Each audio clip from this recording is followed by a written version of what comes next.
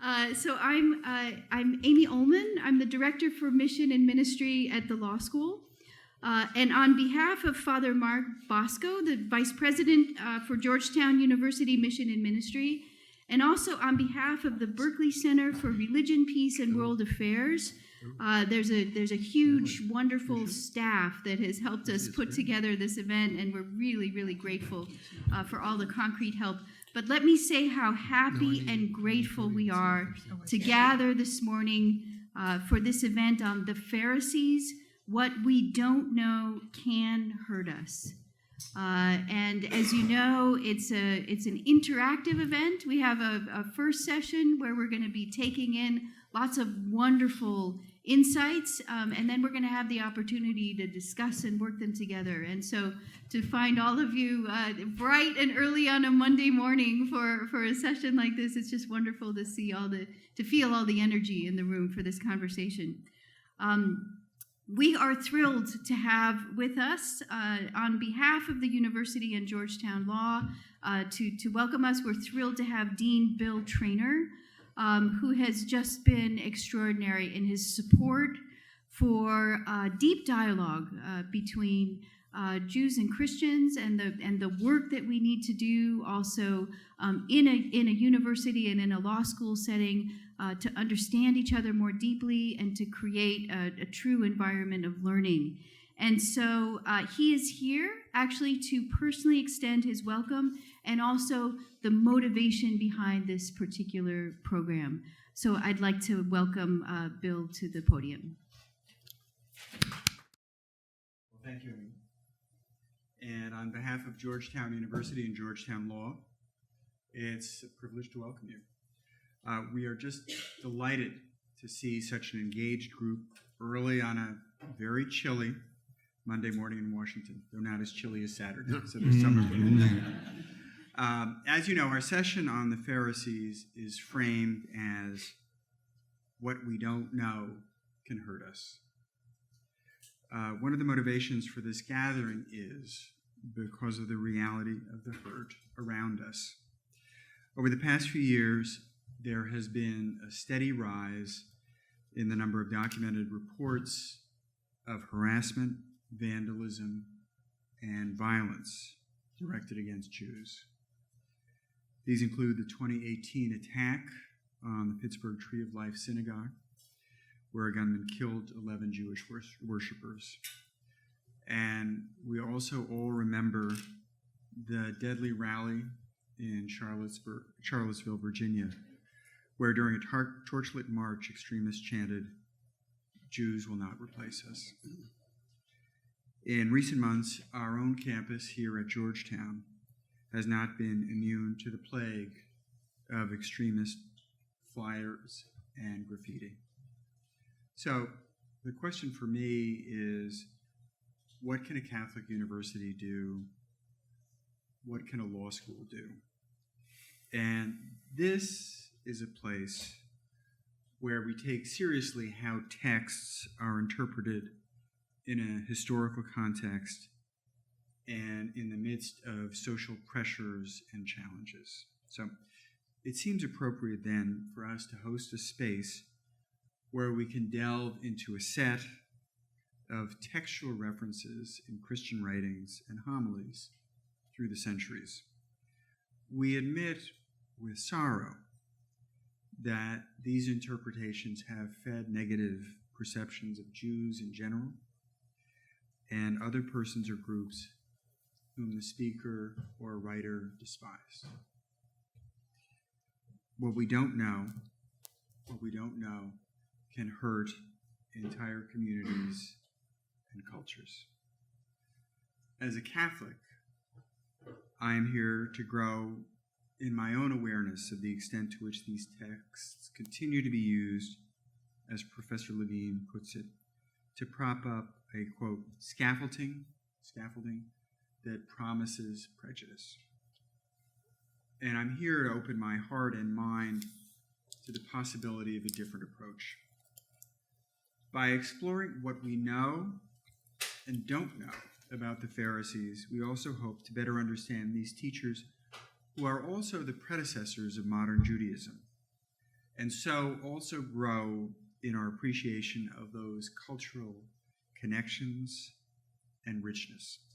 So I'm also delighted to invite you into a method that we've been testing here at Georgetown Law over the past few years, and that Amy Ullman has really done so much to develop. After what I know will be stellar presentations in the first hour, we then have extended time for interactive roundtable discussions. And these aim to give participants a chance to reflect together on the content and their own questions in a smaller setting. We hope that the wisdom that emerges from speaking with each other in this setting will help to reinforce what we learn and how to apply this learning in various settings. So, again, welcome to Georgetown. Many thanks for joining us this morning, and many thanks to our speakers for traveling to accompany us in this learning. We are so looking forward to where this morning will take us. So thank you and welcome.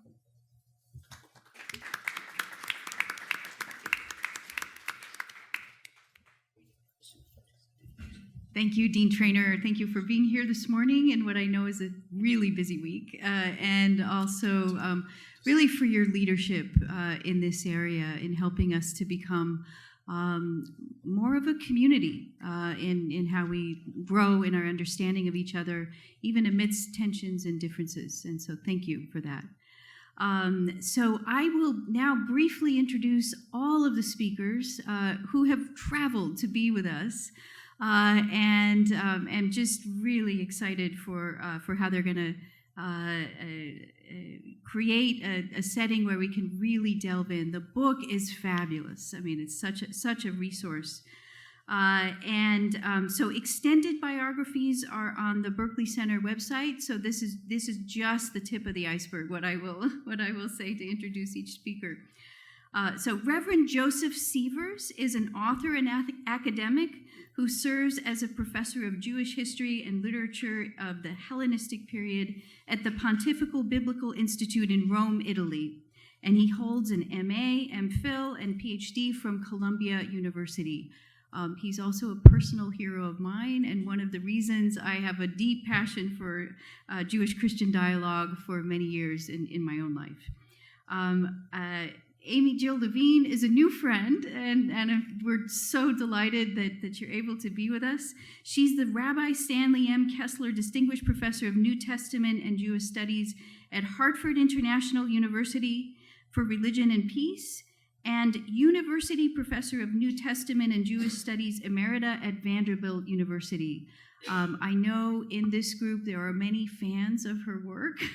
It's very extensive, and it has enabled countless people to really enter into the heart of the scriptures with lots of insight and discernment, and also critical capacity. So we are delighted she's here. She holds a BA from Smith College and an MA and PhD from Duke University. And then Phil Cunningham is also with us, and he's a contributor to the volume. Sievers and Levine are the co-editors, and Phil Cunningham is a contributor. He's a professor of theology and director for the Institute for Jewish-Catholic Relations at St. Joseph's University in Philadelphia. He previously served as the president of the International Council of Christians and Jews and on the advisory committee on Catholic-Jewish relations for the U.S. Conference of Catholic Bishops.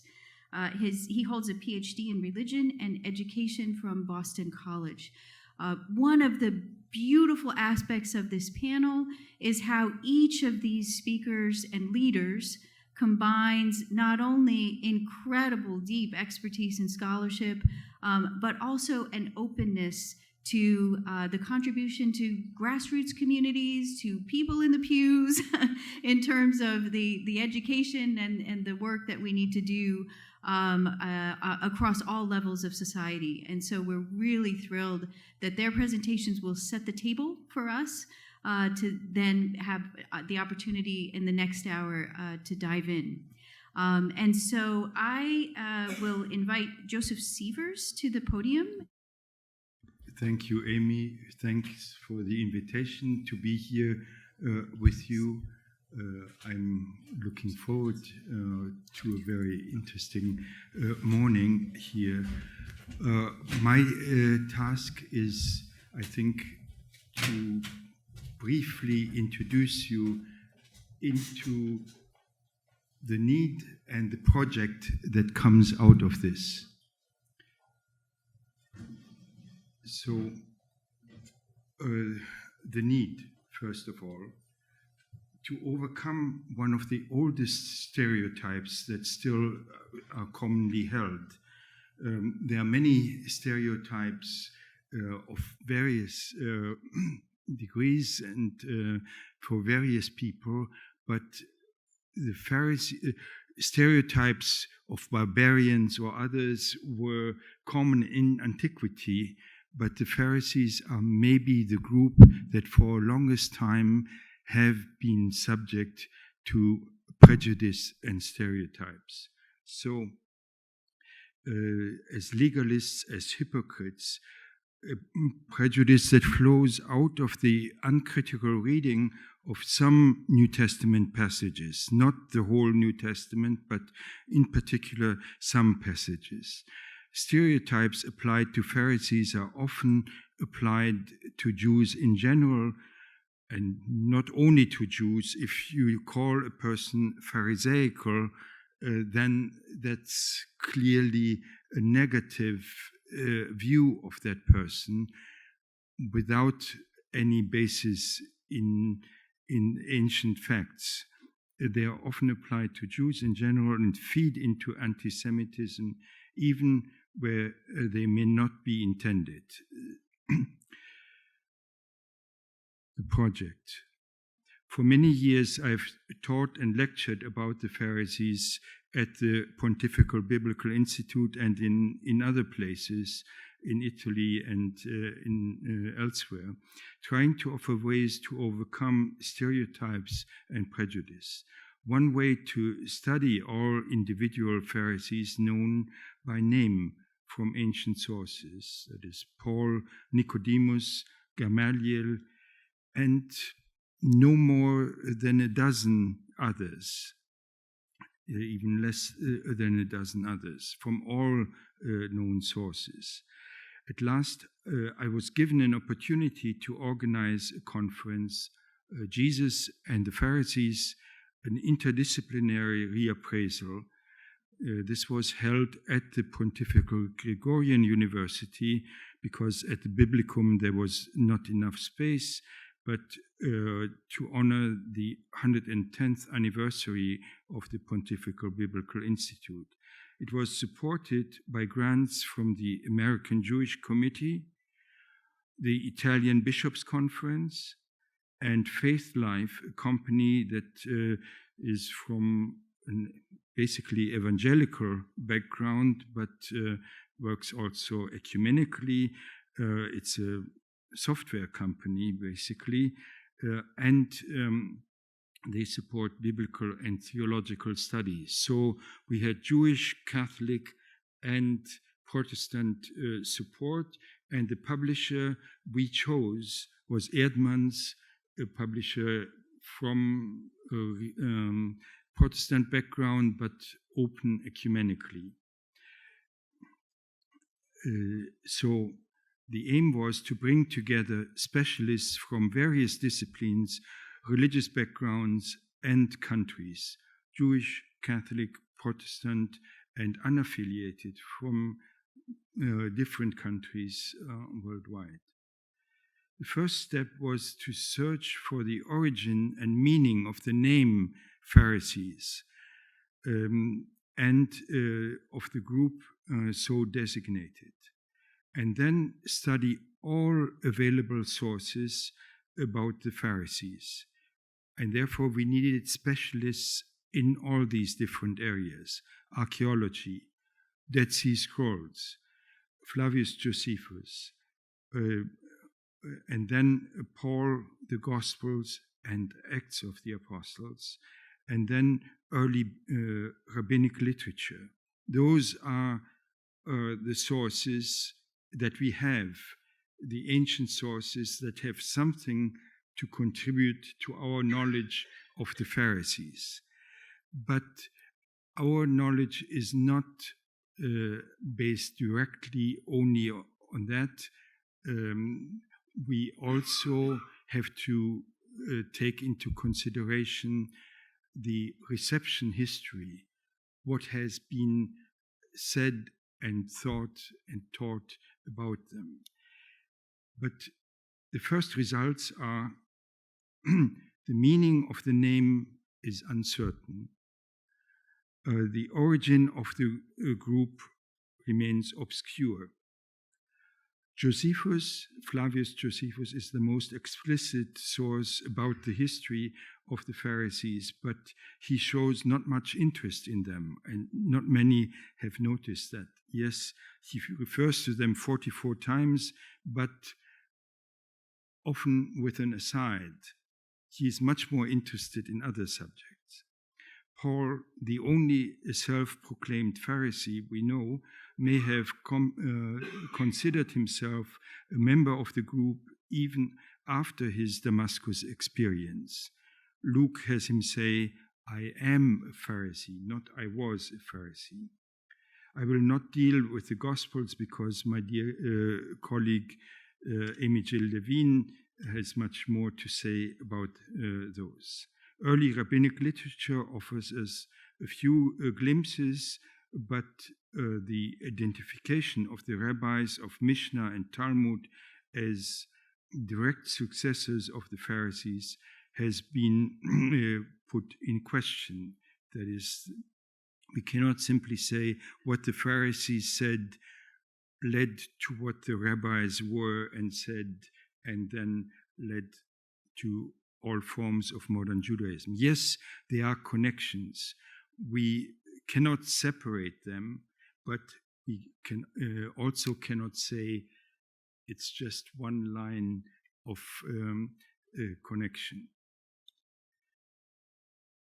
Okay, despite all limitations, these sources taken together offer us a much richer picture than the widely shared stereotype views of all Pharisees as legalistic hypocrites. These limited results warn us to be cautious about affirmations of who the Pharisees were and what they stood for. One assured result of recent research is that we know much less about the Pharisees than earlier generations thought they knew. So if people and even pastors say, we know who the Pharisees were, scholars know much less than those people pretend to know.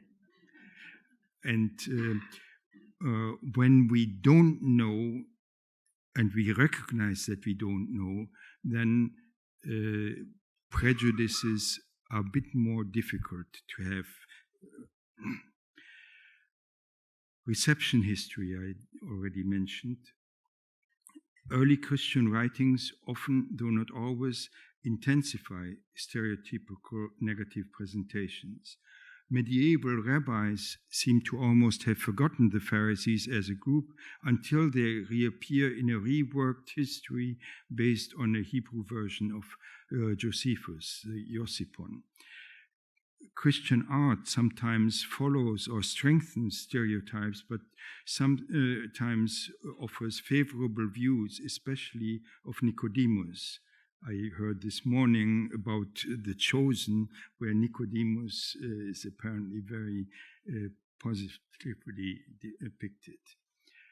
The same goes for films. An interesting example is the Oberammergau Passion Play, where Pharisees used to have important roles in denouncing and opposing Jesus, whereas in the latest version, they have disappeared as a group, as they do in the Passion narratives of the Gospels. There they are almost completely absent. Protestant and to a lesser extent Catholic exegesis and theology, especially in Germany, has frequently drawn a negative picture of the Pharisees, often in polemical contrast with Jewish scholars who defended them, some of them claiming that Jesus himself was a Pharisee, which is not a majority view, but which shows and underlines how close Jesus was in many aspects to the Pharisees he lived with and talked with. In recent years, there have been important changes in scholarly discussions, in especially North America, Europe, and Israel. The task at hand, the advances in scholarship have not been fully incorporated in teaching, preaching, textbooks, dictionaries. Common prejudices against Pharisees continued to thrive, although often unintentionally and inadvertently. These prejudices feed into anti-Jewish, anti-Semitic, and xenophobic attitudes and expressions. An important first step is to get rid of mistakes and mistaken and outdated stereotypes. Second step, then, is to encourage more accurate teaching and preaching and provide tools to deal with them. Phil Cunningham will deal with question of teaching.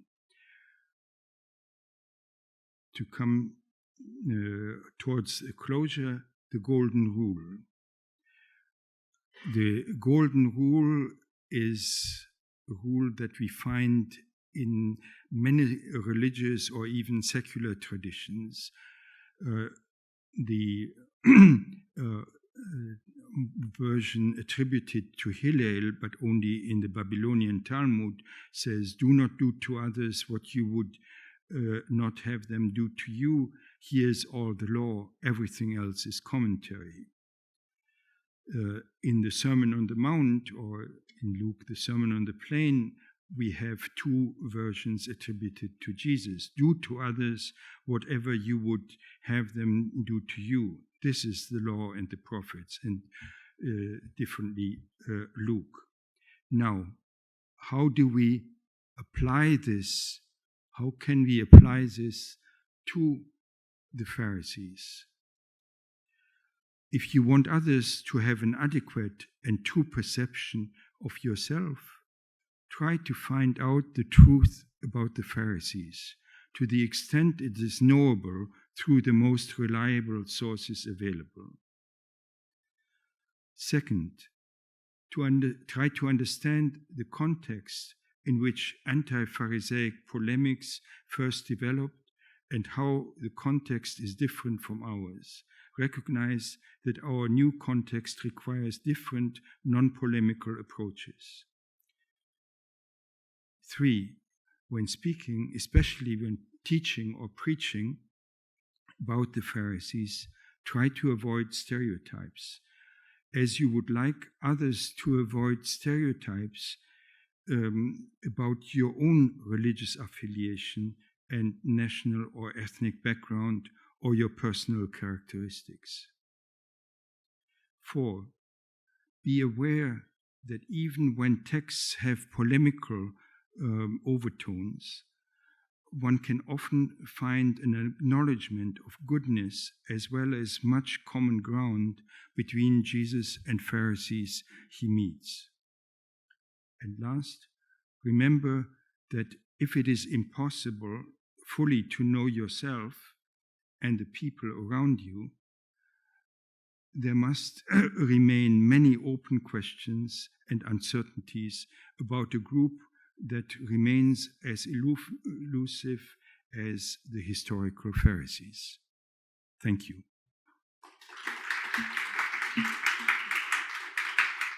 Thank you very much for coming. What you can see on the screen is this was the conference. This was the audience that was held at the Vatican for the conference. You can see Rabbi Abraham Skorka in the front row. Phil Cunningham is there. Joseph Sievers is there. That's Pope Francis on the left. And we were delighted. You can see how many people were there, how many people were interested in this program. Joseph Sievers, who just spoke, did the heavy lifting on this. I just came along because I'm fluent in English. Here's our process for this morning, at least for me. The ongoing problem, talking specifically about examples in Catholic teaching, I was just wondering if there are any priests out there? Oh, okay. Examples in Catholic teaching, these are contemporary examples following the May 2019 meeting when the Pope deliberately said, please do not bear false witness against Pharisees. So what I'm showing is that message has not quite filtered down to educational systems in the United States. And then we'll take 3 quick examples from the Gospels. The hand washing episode. Who knew after COVID the Pharisees were right? Wash your hands. The introduction of Pharisees and scribes as well as sinners and tax collectors at the beginning of Luke 15, which is the run-up to the parable of the prodigal son. And for those of you on the lectionary for my Jewish friends is the Parsha HaShavua for Christians, the parable of the Pharisee and the tax collector, which I think was up this past Sunday, and then a couple of suggestions on how better to talk about Pharisees. And I'm going to try to do this with some efficiency. Here's the address of Pope Francis to the Pontifical Biblical Institute and the other groups who were there in May of 2019. And the Pope got this right. Among Christians and in secular society in different languages, the word Pharisee often means a self-righteous or hypocritical person. You can just look up dictionaries and see it there. For many Jews, however, this is something I was talking about with my new friend Gary this morning. For many Jews, Pharisees are the founders of rabbinic Judaism and hence our spiritual forebears. So when Pharisee is used in a negative way, Jews may well hear that as an anti-Semitic reference. As the Pope continued, the history of interpretation has fostered a negative image of Pharisees, often without a concrete basis in the gospel accounts. And over the course of time, the word has been used to denigrate Jews. So how then can one preach the gospel material or preach material in Acts without continuing that type of denigration? In part, that's what our program was trying to do for that conference. Here are some of the guidelines that we have, and the guidelines are not bad. So this is older material from the U.S. Conference of Catholic Bishops, God's Mercy Endures Forever, which is a great document on the whole from 1988. They correctly state many of the New Testament texts, such as Matthew's references to hypocrites in the synagogue, that's on Ash Wednesday, when people actually do go to church. John's depiction of Jesus in the temple, cycle B, third Sundays is during Lent. Jesus' conflicts with the Pharisees, fourth Sunday in Lent, can give the impression that the Judaism of Jesus' day was devoid of spiritual depth and essentially at odds with Jesus' teaching. And the problem is those texts can give that impression. The problem for us is the Bishops' Committee does not tell the homilists what to do. So we have the warning, this could be a problem, but we don't have the positive advice. Here's what we say about those texts if those texts continue to be read. The Pontifical Biblical Commission. By the way, I'm angling for a seat on this, so if anybody's got any leverage, I'm available. In their document, which is not a bad document, the Jewish people and their sacred scripture in the Christian Bible from 2001, they mention Pharisees 34 times. Thank you, Internet, because you can actually do a search. But their references are typically tone deaf. And this is just one example. The Gospels frequently present the Pharisees as hypocritical and heartless legalists. Well, yeah. There was an attempt to refute this by referring to certain rabbinical attitudes in the Mishnah, which shows that they were neither hypocritical nor strictly legalist. But this argument is not convincing. In other words, they really are hypocritical and heartless legalists, right? And then correctly, it is unknown whether these attitudes codified by the Mishnah actually correspond to those of the Pharisees in Jesus' time. So what the Pontifical Biblical Institute Commission actually says is they really are heartless legalists, deal with it. This is not really helpful. And what they fail to note is that when it comes to making the law more rigorous or stricter, and strict is a word that's often used with Pharisees, it's actually Jesus who tightens up the law. The law says don't murder. He says don't be angry. That's harder. The law says don't commit adultery. He says don't think about it. That's harder. So if you're really looking for something strict, go to Jesus. Here are the notes to the NABRE, the New American Bible Revised Edition, as in Won't You Be My Neighbor? The text is now being revised, so there's a new translation with new notes coming up. And this is what we read, and this is again an example of tone deafness. The polemic between the synagogue and the church produced bitter and harsh invective, especially regarding the hostility toward Jesus of the authorities. They don't exactly explain what they're authorities of or how they got into position. So even the word authorities is problematic. Pharisees and Sadducees are never mentioned in John, by the way, who are frequently referred to as the Jews. These opponents are even described as springing from their father, the devil. But on the other hand, the text is really good on women. This is not a helpful argument. Yeah, we know it's bad on Jews, but it's so good on women, so don't worry about it. And this is a problem with tone deafness in the notes. Here's one recent thing. I found this as an ad in the National Catholic Reporter, which I read every morning along with the New York Times. It gets me going. This is the Dominican preaching team. I'm sure they're lovely. Talking about Nicodemus. Nicodemus, one of our named Pharisees, was shocked by some of Jesus' actions and teaching. Jesus healed on the Sabbath. This is only in chapter 3. He hasn't done much except turn water into wine at this point, which was against the law. But there's no law saying thou shalt not heal on the Sabbath. That would be counterintuitive. This also tells us, by the way, that free health care is a miracle. He invited all people, women and men, to participate in the kingdom of God, like Jews didn't.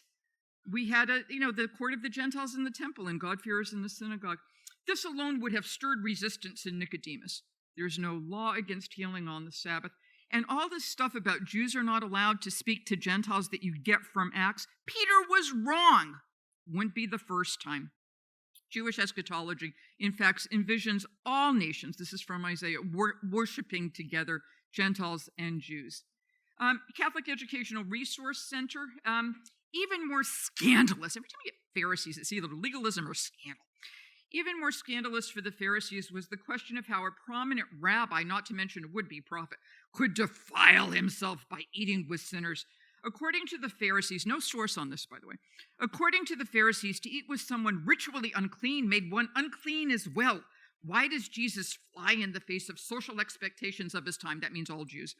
By eating together with the wrong people. Now, this is simply a confusion. When the Pharisees asked Jesus' disciples, how come your teacher is eating with tax collectors and sinners? They're not talking about ritual impurity. They're talking about tax collectors and sinners, which is comparable to saying, how come your teacher is eating with insider traders, armed dealers, and human traffickers? So once you confuse ritual purity with moral purity, it's all downhill from there. And then I found this about 2 weeks ago.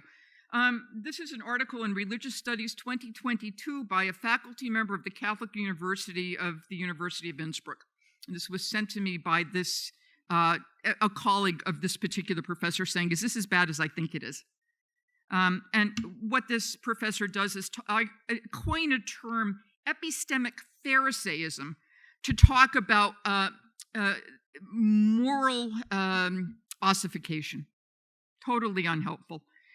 So I wrote back to the professor who wrote to me saying, here are some problems and you might want to speak with your colleague about having the article withdrawn and finding a better term than epistemic Pharisaism.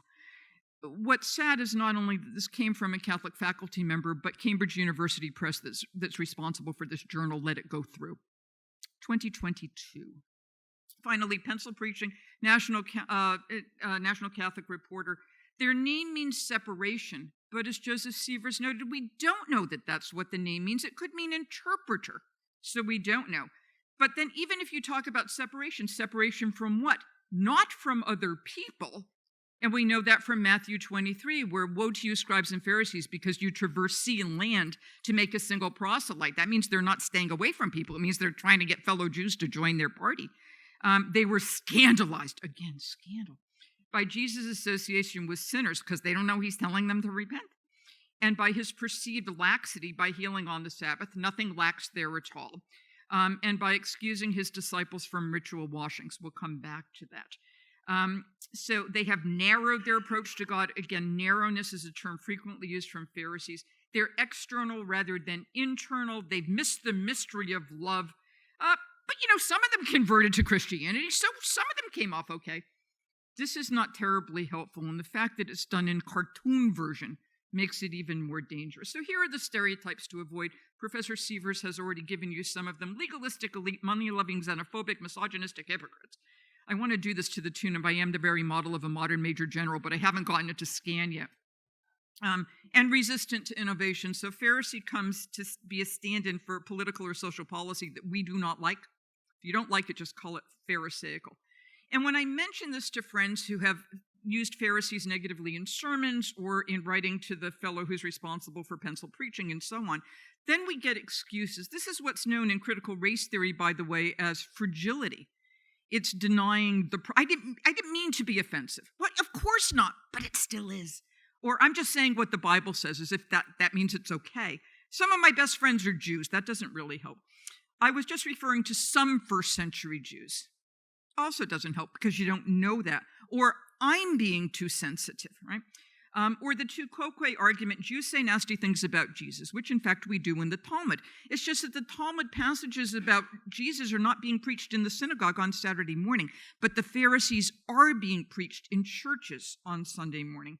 Or the excuse by appealing to the other writing argument. This is the Pontifical Biblical Commission again. The invective and accusations hurled at the scribes and Pharisees are similar to those found in the prophets, like Isaiah and Jeremiah, and correspond to contemporary literary genre, for example, at Qumran and also in Hellenism. It's like the birds do it, the bees do it, the Jews did it to themselves. So there's nothing really offensive here. But this forgets the fact that Qumran, the Dead Sea Scrolls, are not being preached on Saturday morning in the synagogue. But once you take Jesus' invective out of a Jewish environment, put it into a canon that becomes the Bible of the Gentile church, what can be in-house invective becomes external polemic, and that's not helpful. And as some of my students at Vanderbilt pointed out to me when I mentioned the problem of anti-Semitic teaching, AJ, that's really not a problem. Racism is a problem, and sexism, and ableism, and immigrant rights, and so those are the problems. But I don't think that we should say, well, this is not a problem. This is one of many, and if we have the opportunity of addressing it, which people in religious settings do, then I think we need to address it. Here are just a couple of examples on hand washing. This is Mark 7. For the Pharisees and all the Jews, which is a problem because Jesus and his disciples are also Jews, right? So it sort of removes Jesus from his environment. They do not eat unless they thoroughly wash their hands, thus observing the tradition of the elders. And we have the same idea in Luke chapter 11. The Pharisee, this is one of those dinner parties. The Pharisee was amazed to see that Jesus did not first wash before dinner. It didn't stop him from eating, by the way. Why are they doing this hand washing, which is not just Pharisaic, it's part of common Judaism? Because one of the things we think we know about the Pharisees, and I have to be cautious here, is that they were more of an egalitarian movement. They were interested in taking the elitism that's found among the priests in the temple. Priesthood in Judaism is an inherited position.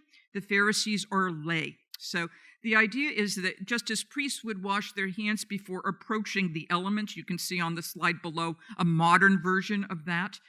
So the Pharisees said, if we can all be a kingdom of priests and a holy nation, so let's wash before we eat. And that's what's going on here. Jesus, here being more conservative, is not interested in this religious adaptation.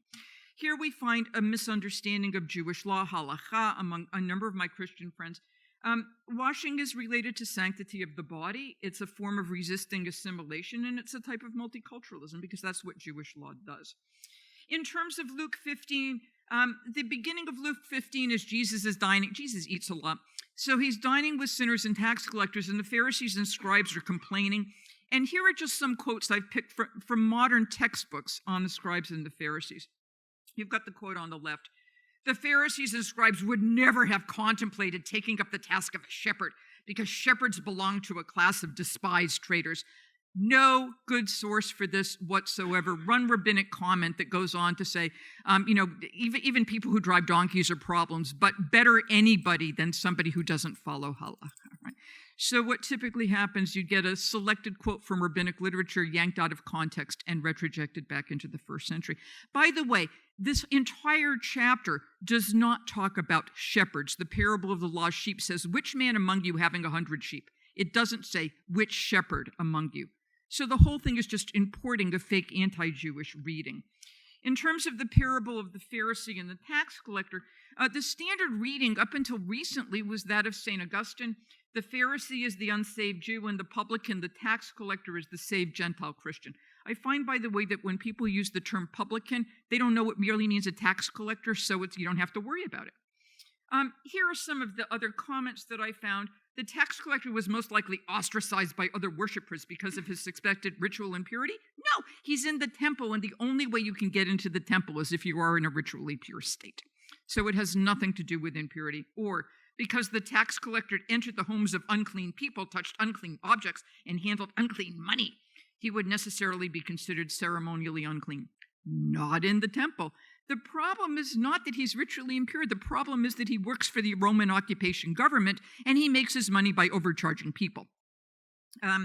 So at the end of this parable, we read, I tell you, this man went down to his home justified par ekeinon. And most translations read, went down to his home justified rather than the other. The tax collector who's all, forgive me because I'm a sinner, be merciful to, he's fabulous. And the Pharisee who says, thank God I'm not like other people, even like that, they're tax collector. Why do we read rather than, which actually undercuts the mercy of God? The primary meaning of para in Greek is not antagonism, rather, but juxtaposition or next to, like the word parallel or paramedic, or for those of you who know the Gospel of John, paraclete, which is the term for the Holy Spirit, or the word parable. Para plus the accusative means because of or on account of. So another way of reading the parable is to say that the Pharisee has merit. For my Jewish friends, this is zechut avot, the merits. We might be screwing up, but Abraham, he was fabulous. So you can trade on your ancestors, right? The tax collector taps into the community's merit. Atonement is found in the temple, and the Pharisees' good deeds had something to do with the tax collector receiving mercy from God. So we can read this parable as saying both Pharisee and tax collector are justified, and the Pharisee now has the responsibility to care for the tax collector, and the tax collector can use the Pharisee as a model. Otherwise, the parable will trap us. And as soon as somebody says, thank God I'm not like that Pharisee over there, then the parable traps us. So you might be a Pharisee if. There's actually a book called You Might Be a Pharisee If. It's written by an evangelical, and you can bet that the Pharisees are pretty awful, but here's my take on this. You might be a Pharisee if you believe in a combination of fate and free will. You believe in the resurrection of the dead and a final judgment. You reject elitism and favor voluntary groups over inherited positions. You value your tradition, but you also reinterpret it in light of new social circumstances. You want to make it easier and more meaningful for people to engage their traditions, and you're willing to discuss how to do so. You care about multiculturalism and maintaining group identity despite assimilationist pressures. You have been maligned over the centuries for your commitment to your tradition, and you'd invite Jesus to dinner. Finally on this, the best guide for preaching, and here I'm being both theatrical and manipulative, so I'm telling you what I'm doing. This is me with my kids. My kids are now in their 30s, so I still have dark hair. The best guide is to picture my children in the front pew, or in reading your article, or in hearing your lecture, or reflection, or homily. Picture my kids, or picture me in the back pew. And don't say anything that would hurt my children. And don't say anything that would cause a member of your congregation, or a student in your class, or a person in your Bible study to hurt my kids. In other words, do not seek to make Jesus look good by making Judaism look bad, and do not use the Pharisees as a negative foil to score social justice points. And if you can do that, we're closer to that kingdom of heaven or the world to come that both Jews and Christians talk about. Thank you very much. Good morning, everyone. I bring you greetings from your sister Jesuit university to the north in Philadelphia.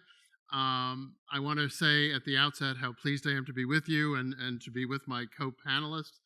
I co-direct the Institute for Jewish Catholic Relations at St. Joe's, which was founded in 1967. And I want to begin with that note because a lot of what I'm going to speak about this morning, which echoes considerably what AJ just said and to some degree what Joseph said, is largely negative, but I also want to uplift a positive dimension to the developments since Nostra Aetate. So you'll see that as we go along. So I'm going to begin as a basis with the chapter I contributed to the Pharisees book, which was regarding textbooks and what is shown in textbooks. I will skim over some of the quotations that duplicate a little bit what AJ presented. What I'm going to sum up is a study that was of American Catholic textbooks beginning in 1961 up to the present. My article deals with, or my chapter deals also with Protestant textbooks, and thanks to a colleague of Joseph's in Italy, Dr. Maria Bruti, of current Italian textbooks. I'm not going to get into all those subdivisions today and just summarize the overall points. Now, many of these studies generally use Catholic texts. Some of them were mentioned, the PBC, the U.S. bishops, which have statements regarding how Pharisees and Jews in general in the time of Jesus should be presented.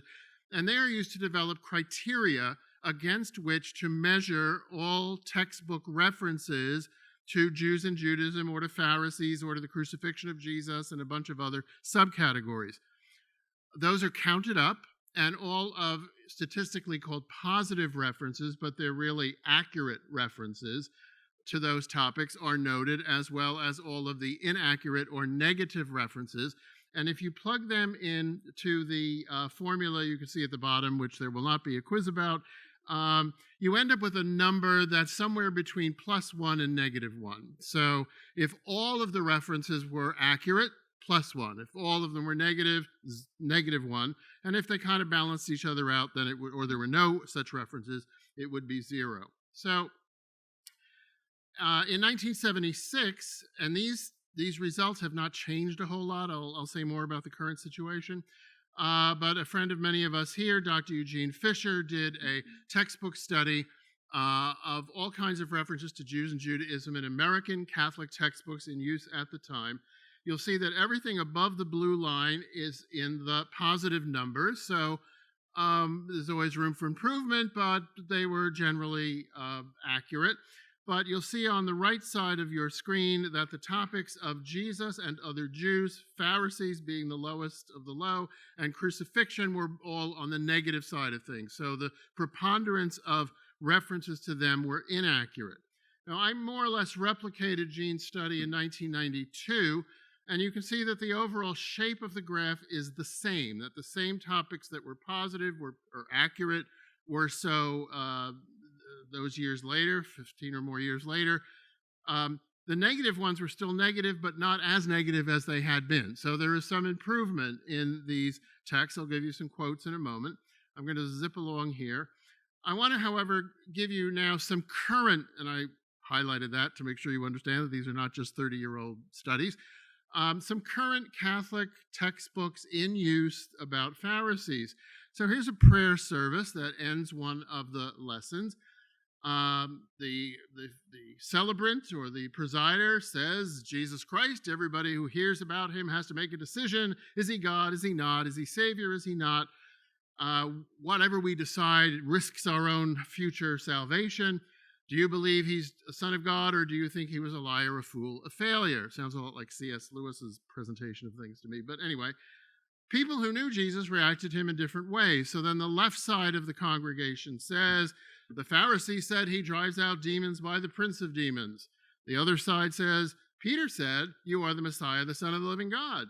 The Pharisee said, look and see that no prophet arises from Nazareth or Galilee. Some Jewish people said, we are not stoning you for a good work, but for blasphemy, you, a man, are making yourself God. Now, these are all paraphrases of different selected gospel passages across the Gospels. And of course, what you're getting is a binary understanding of Jesus' relationship to contemporary Jews, with Pharisees being kind of the worst of the worst. But it's this binary mindset that I want to highlight here. I've lately taken to calling this thing the oppositional imagination. That although we in the Catholic community, other communities as well, have done a good job in removing what we could say is the gross stuff, Jews as Christ killers, Jews as cursed by God to wander the earth homelessly. That stuff is pretty well gone from American Catholic textbooks. But what is not gone or has not been surmounted is the idea that Jesus and Judaism are somehow fundamentally opposed, and therefore that Judaism and Christianity are somehow fundamentally opposed. If you have that mindset, if you have those lenses, then when you read New Testament texts, you're going to see opposition wherever you look, even if the text itself does not sustain that. So this prayer service to me, again, from a currently used book, is significant. Another current book, a high school text, has Jesus, and many textbooks do this, throughout his life, Jesus had Jewish enemies that were out to get him. And they built a wall of opposition, this activity says. And so they say, sort of build up your picture of a stone wall by using these references to New Testament texts. So Jews picked up stones to throw at him. They asked him to get out of town. They said he had power from the devil. They accused him of blasphemy. They tried to throw him off a cliff. And they looked for a way to put him to death. So again, you see the oppositional imagination at work. Students are being taught Jesus is here, the Jews are there, or some subcategory of Jews is there. AJ alluded to this also. They might say some Jews or some leaders or some fill in the blank, but they never give you any examples of the others who are different from the some that they have isolated, so it in effect neutralizes the use of the adjective some. There's something called, I just couldn't resist, this is not particularly Catholic, but this is what's in our culture, okay? There is something you can get online called the Pharisees game. It's Pharisees versus disciples in this new take on a classic party game. Picture you live in a distant land. Many centuries ago, you've begun following a controversial new guy named Jesus. The religious leaders of the day, the Pharisees, who are not exactly the religious leaders of the day, but that's another talk, aren't very happy about it. Each night, the Pharisees sneak into your community in search of one of Jesus' disciples to stone. Can the disciples find and excommunicate the Pharisee before they do their nefarious deed? You get the idea. I mean, this is a particularly ridiculous example, but the point of the oppositional imagination is what's being propounded and enforced and encouraged here. Now, I also, getting back into the Catholic world, I also used the same kind of statistical analysis on the Catechism of the Catholic Church when it came out. Now, the study before my dissertation study in 1991, 1992 was before the Catechism came out. And I mention this for a reason that you will see. So again, here are the results of the 1992 study. Again, you see the problematic but less problematic than they were categories. Here's how the Catechism shows up. Now, using the Catechism, I used each paragraph of the Catechism as if it were a lesson. Now, that was how the statistics blended. Again, notice the shape is generally the same. And Jesus as a Jew is pretty positive all the time, although there's some issues there I won't get into. But notice again, Jesus and other Jews, the Pharisees and the crucifixion show up worse in the Catechism than they did in pre-Catechism American Catholic textbooks. You may ask why. Here are the reasons. First of all, again, we're going to overlap with AJN with Joe here. There's an uncritical use of the Bible in many catechism passages. Jesus performed acts such as pardoning sins that showed him to be the Savior. Certain Jews didn't recognize God made man.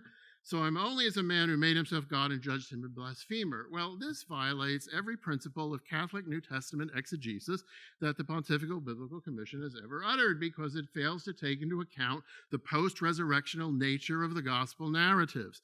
I could go into that for a while.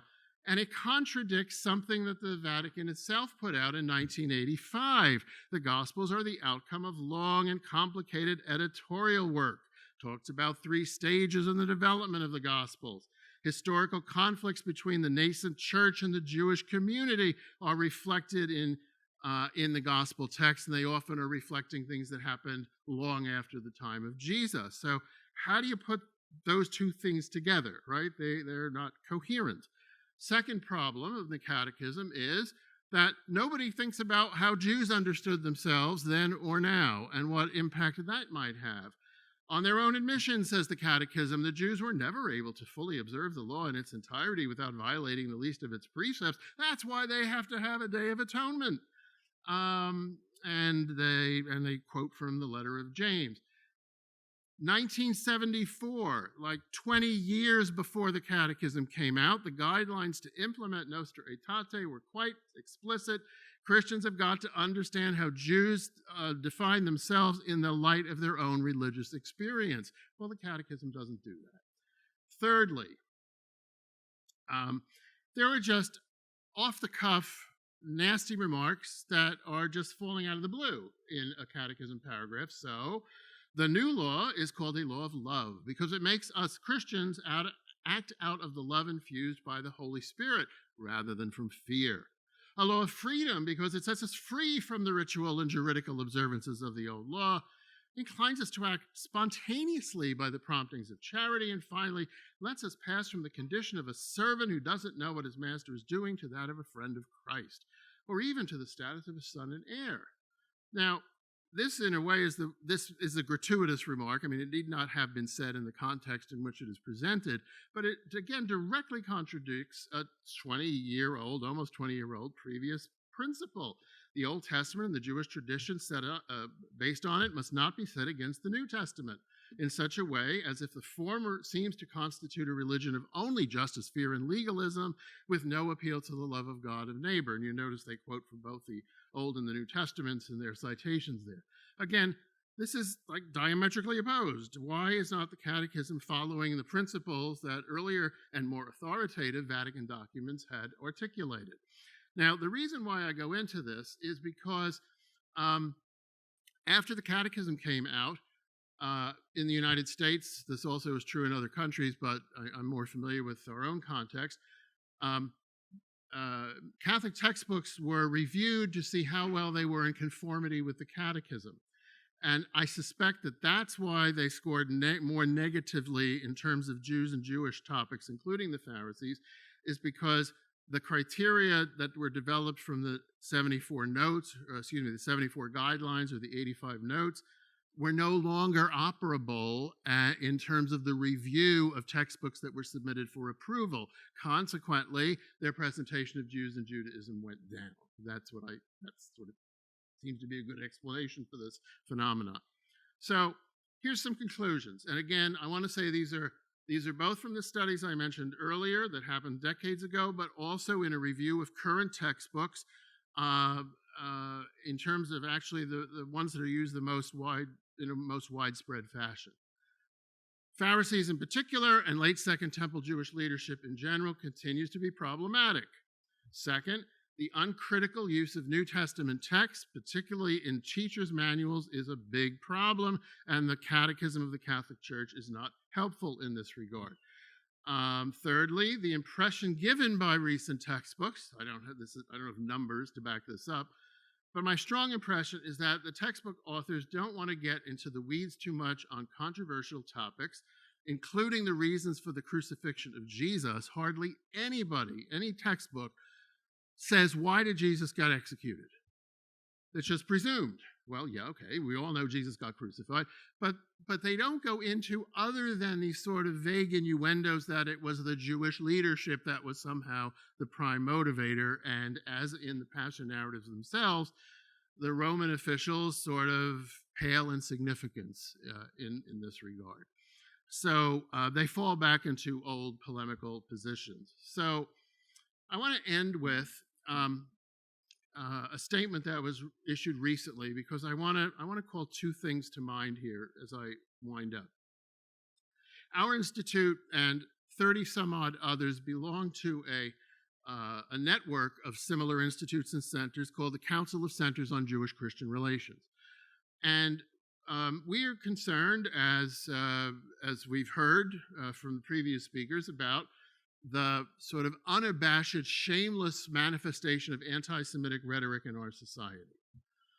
And of course, we all condemn that, but we felt on the council that that Catholics in particular, but other Christians as well, have a different kind of obligation in this regard. Let me just quote from part of this statement that was issued, and I'll say a bit more.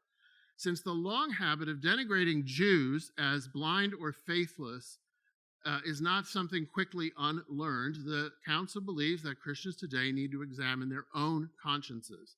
A reckoning of the soul, which is a translation of a Jewish concept, cheshbon hanefesh, examining one's conscience, we would say in Catholic circles. At this crucial time, as in the past, there is a danger that preachers and teachers might inadvertently reinforce an image of Jesus as outside Judaism. or as external or opposed to Judaism, or worse, as somehow opposed. This could leave Christian congregations susceptible to the divisive anti-Jewish propaganda echoing all around them. In other words, does our preaching and teaching continue to other Jews? And to the degree that it does, are we enabling or inadvertently making it easier for anti-Semitic rhetoric to have a certain appeal to people? That's the danger. We offer these questions for self-reflection in Christian communities. Do we think about Jesus as if he were an outsider to Judaism, or as a Jew devoted to the Torah and its proper interpretation? Do we contrast the teachings of Jesus with the Old Testament as if his own spirituality was not inspired by those sacred texts? Do we conceive of the crucifixion as primarily motivated by Jewish figures, or as a Roman execution of one more Jew among the thousands of Jews crucified by Rome? And we think, the council thinks, that contemplating these questions with a focus on historical accuracy highlights the Jewish identity of Jesus, and therefore would counteract the subversion of Christian faith by self-declared Christian haters of Jews. Now, I said I wanted to end on a positive note, and I think we're living in a very bizarre time in that we have both the rise of racialist anti-Semitism spoken unabashedly by public figures, but at the same time, I think it's important that we not forget that in the last 50 years or so, 60 years, 70 years, that a relationship between Jews and Christians, particularly, I'm at Georgetown, I'm from St. Joe's, in Catholic Jewish relations, has undergone a total revolution. We are not strangers but friends, as Pope Francis has put it in one of his recent talks. And although you can't see it so well here, in the upper right-hand corner of the screen, you'll see an image of a sculpture that is on our campus called Synagoga and Ecclesia in Our Time. It is church and synagogue, unlike medieval depictions of triumphant church and defeated and broken and blindfolded synagogue.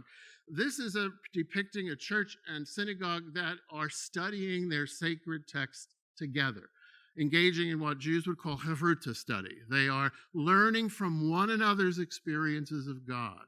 This is something that Christians and Jews on a large scale, for sure, have never been able to do in the last 2,000 years. We can do it today. We are doing it today. And that is why I feel very strongly that, particularly for Catholics, we have an obligation to previous generations to take advantage of this opportunity to learn about God from our spiritual kinfolk. And Jews have expressed a similar feeling of learning more about God of Israel through how Christians, Catholics in particular, have their traditions about God. And one last note, in 2025, it will mark not only the 60th anniversary of Nostra Aetate, it will also mark the 25th anniversary of Pope John Paul II's prayer at the Western Wall, an image that I'm sure everybody who was alive at that time, it's an iconic image. And the prayer that he inserted, praying in Jewish fashion in the wall, is structured along the lines of a Catholic penitential rite. There's a prayer to God, there's an expression of remorse, there's an acknowledgement of sin, there's a plea for forgiveness, and it ends with a penance. A penance being, what is the sinner going to do to make up for, to correct, to somehow heal the injury that they have caused to somebody? You may remember that at the end of John Paul's prayer, speaking on behalf of the whole Catholic community, he says, and seeking your forgiveness, we would like to pledge ourselves to genuine fellowship with the people of the covenant. So I feel as a Catholic theologian that we have an obligation to follow up on that commitment and to remind ourselves of that on the 25th anniversary of this prayer in a couple of years by both combating anti-Semitism, as I've been describing, but also to learn with and from our Jewish friends and neighbors together. That's the legacy that we've inherited, both the good and the bad, and that's what we should run with. Thanks for your kind attention.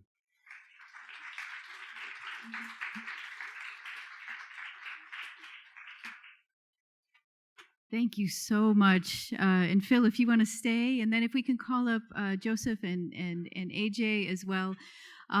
This was just extraordinary to get to open our hearts and our minds and our energy to also take seriously what is it that we can do. You might have seen my colleague Michael Goldman and I with an ear-to-ear smile when Phil was talking about Hevruta, because that's the method that we're using in our own campus ministry for a series that we call The Ethics of Speaking, The Ethics of Listening. And so we're trying to introduce our campus to the beauty of Hevruta study and explaining that as well. What I'd like to do, we have really just a few minutes, and that before a very kind of a brief stretch break, coffee and some juice. But I wanted to actually pose one question for our panel. We can look at them as a panel now. I had the privilege of being together with this amazing group for dinner last night, and was so touched by the relationship among them. And I felt also, as I was listening to each of the presentations, that there's so much that has come out of how they have learned from each other and interact with each other. And so I wanted, actually, since we'll have lots of time to work all of the concepts together at our tables after the break, but I wanted to give them an opportunity just to reflect with each other and their relationship with each other, whether it's immediate thoughts on what one or the other has shared this morning, or just reflecting on your work together as friends, as colleagues. And so just a couple minutes maybe for each of you to comment on that. Should we go in order of speaking? You feel free to jump in however you like.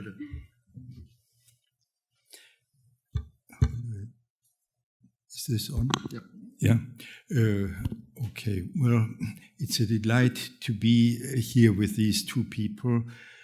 I've known Phil for a good number of years. I don't remember when we first met and worked together. With AJ, it has been a little shorter time, but very intense. I don't know if you would count the emails that have passed between us. They count. They count. On the average, once daily, but sometimes more, sometimes there are also breaks. But really, for me, it has been a learning experience with both of them. And sometimes AJ can be very forceful, and sometimes I tell her, well, maybe there are more nuances that we have to be careful about. And she accepts that. And most of the time. Most of the time, yeah. Right. And I learn a lot from her about many subjects, about how to view especially the Gospels. So it's a learning experience that then we try to share with others, to make that, what we have learned, to make that fruitful for others. Yeah. Thank you. I'm not the most subtle of people. I'm from Massachusetts, and I was raised to speak my mind, as people in New England do. My former dean at Vanderbilt Divinity School once referred to me as insufficiently indirect, which I think I would like on my gravestone. Part of the benefit of working with Joseph is recognizing how different cultures express things differently.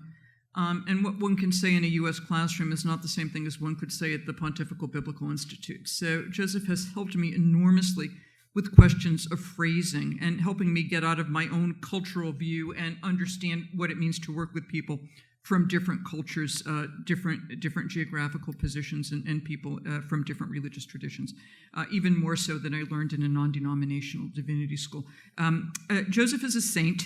I am not. And Joseph keeps me more compassionate, more open, and I love him for that. He's 99% right, but I'm holding on to that one just for me. Phil and I have known each other forever, and even more than that. Phil is my go-to guy when it comes to what does the Catholic Church teach about. Phil, as far as I can tell, knows all those Vatican documents by heart. He knows everything the U.S. Conference of Catholic Bishops has ever said and where the disagreements were. On this topic. On this topic. So Phil is my cultural memory guy. I also write to Phil when I read something and I get upset because I want to kvetch and I want to complain. And it doesn't help to complain to my rabbi because he doesn't know what the issues are. So when something bothers me, I can write to Joseph and I can write to Phil, and they'll tell me, yeah, you may be overreacting a little bit here, or no, you're exactly on point. And then both Joseph and Phil will go on and say, and here's what we can do about it. Here are the people we contact. Here is how you word something. Here's how you can make your case by it. Because Joseph and Phil are fluent in Catholic, and I'm not quite a native speaker.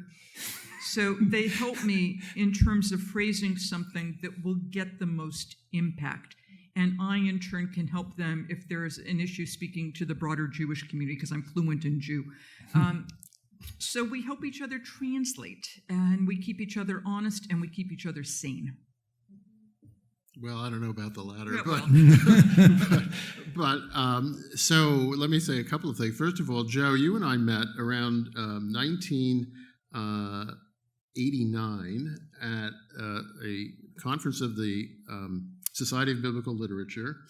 We were introduced by my late mentor in New Testament studies at LaSalle, David Ephraimson, at some sort of cocktail hour reception sort of a thing at the SBL.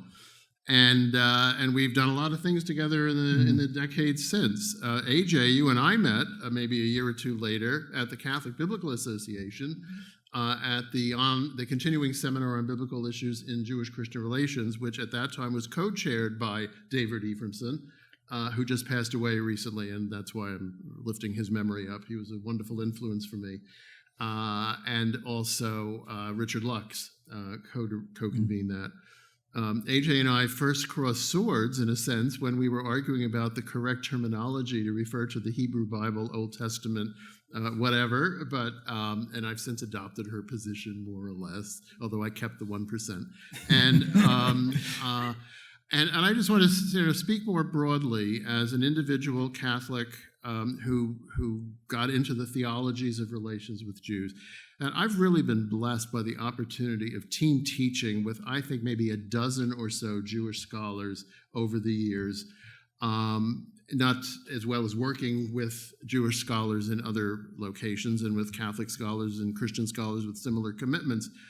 And particularly, I was blessed to work with Ruth Langer at Boston College for 7 years, co-teaching, and now with my colleague Adam Gregerman at St. Joe's for 10 years, team teaching every semester. And I cannot tell you the effect that has on my own spiritual life. I am not the same Catholic that I was before I had those experiences. People in other interreligious interactions have similar experiences, and Jews have similar experiences in the opposite direction.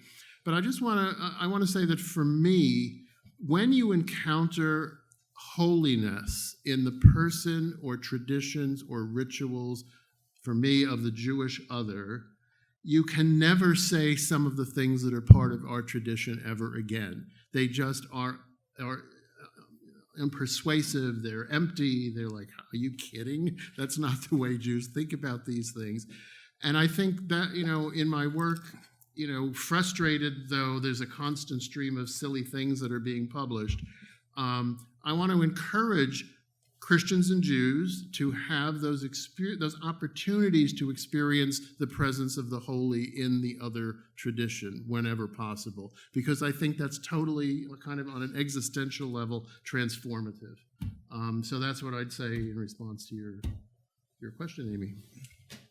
I think this clip of your exchange with each other is going to become a classic, and for so many reasons. I've been trying to encourage my students to slow down enough to be able to get to know their conversation partners deeply, and to, as AJ was just describing, to take in what can I learn, how can I change, how can I grow, and what can we do.